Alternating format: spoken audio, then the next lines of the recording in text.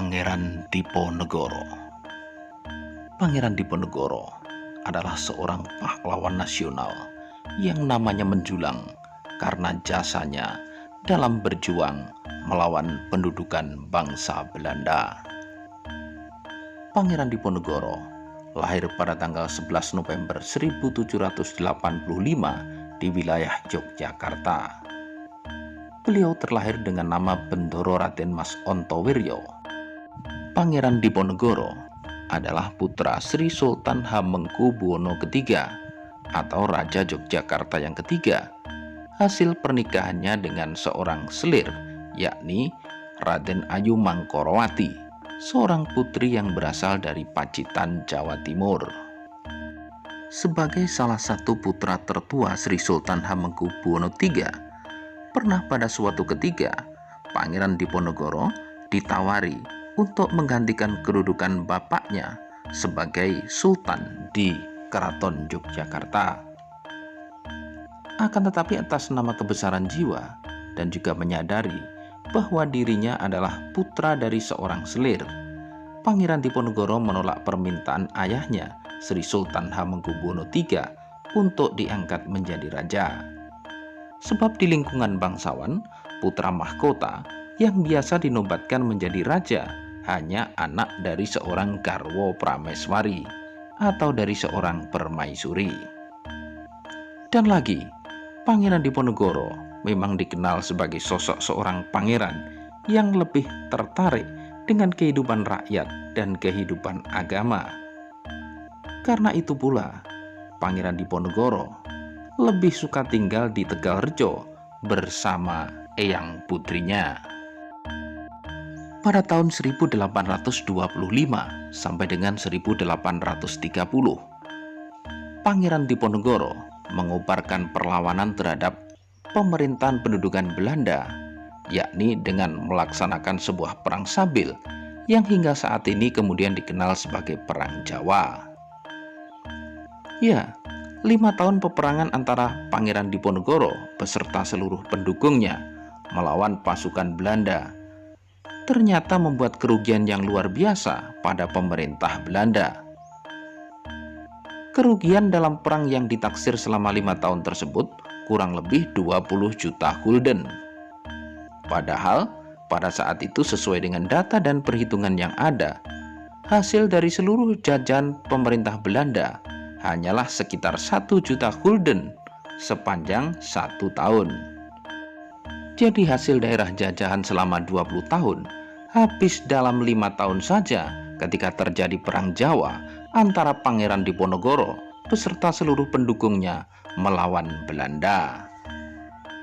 Luar biasa kerugian yang ditimbulkan akibat perjuangan sang pangeran tersebut. Baik kerugian tentang tewasnya prajurit dan tentara dari Belanda maupun juga kerugian uang, kerugian harta benda akibat biaya besar yang timbul dalam Perang Jawa tersebut. Perjuangan Pangeran Diponegoro memang luar biasa. Dampak dari kiprah sang pangeran yang mengangkat senjata, mempertahankan hak, harga diri, dan martabat bangsa tersebut, yang mana kemudian untuk selanjutnya diikuti hampir oleh seluruh penjuru tanah Jawa. Tak kurang dari bagian timur Provinsi Jawa Barat sekarang, Jawa Tengah, sampai dengan Jawa Timur, serentak bersatu padu, bersimpati, dan bahkan kemudian ikut mengangkat senjata mendukung perjuangan sang pangeran dari Kesultanan Yogyakarta ini.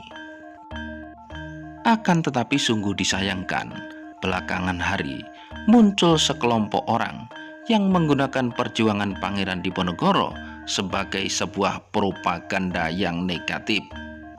Saya katakan negatif karena propaganda ini mau tidak mau, langsung ataupun tidak langsung, bisa dikatakan mengecilkan peran sang pangeran beserta seluruh pendukungnya dalam sejarah perjuangan bangsa ini. Bagaimana tidak, sekelompok orang ini menyatakan bahwa perjuangan Pangeran Diponegoro dalam berperang melawan Belanda selama 5 tahun sepanjang 1825 sampai dengan 1830 dibantu oleh para prajurit dari Turki Utsmani. Juga ada sebagian kelompok lainnya yang menyatakan bahwa perjuangan Pangeran Diponegoro adalah untuk menegakkan pemerintahan khilafah di Nusantara. Mereka menyebutkan adanya fakta bahwa Pangeran Diponegoro dalam menata barisan, mengatur pasukan, menggunakan hierarki yang ada pada susunan pasukan militer di pemerintahan Turki Utsmani. Seperti halnya adanya jabatan Ali Basah yang merupakan adaptasi dari jabatan Ali Pasha, panglima tertinggi di dalam jajaran militer Turki Utsmani. Kemudian juga ada jabatan Basah, kemudian Dullah, Angadullah, dan lain sebagainya. Menurut sebagian dari mereka yang menyematkan bahwa Pangeran Diponegoro dalam berjuang dibantu oleh pasukan Turki Utsmani, ini adalah sebuah bukti yang nyata.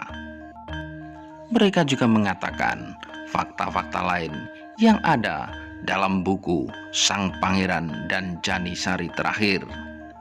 Padahal nyata sudah sang penulis buku tersebut, Ustadz Salim Fillah, menyatakan bahwa Sang Pangeran dan Janisari Terakhir adalah sebuah novel, adalah sebuah buku fiksi yang disusun berdasarkan sejarah yang ada, yang mana saja tentu saja dimaksudkan agar generasi muda pembaca buku tersebut terketuk hatinya agar lebih mencintai sejarah perjuangan bangsanya.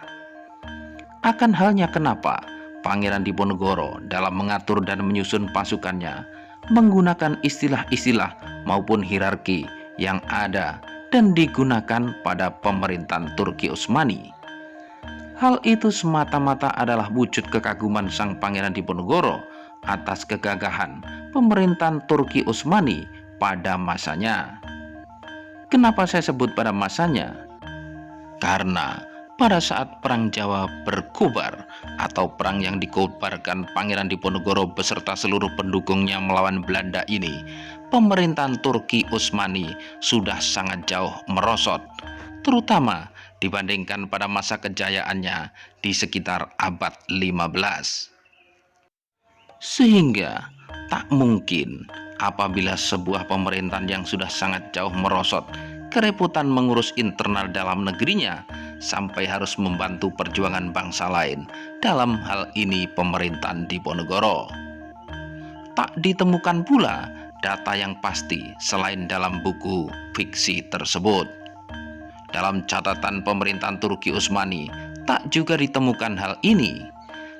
Pun juga dalam babat Diponegoro yang ditulis oleh Pangeran Diponegoro maupun yang ditulis oleh pihak-pihak lain, tak ada sama sekali data yang menyebutkan akan adanya bantuan prajurit-prajurit dari kerajaan Turki Utsmani kepada perjuangan Sang Pangeran dari Kesultanan Yogyakarta ini.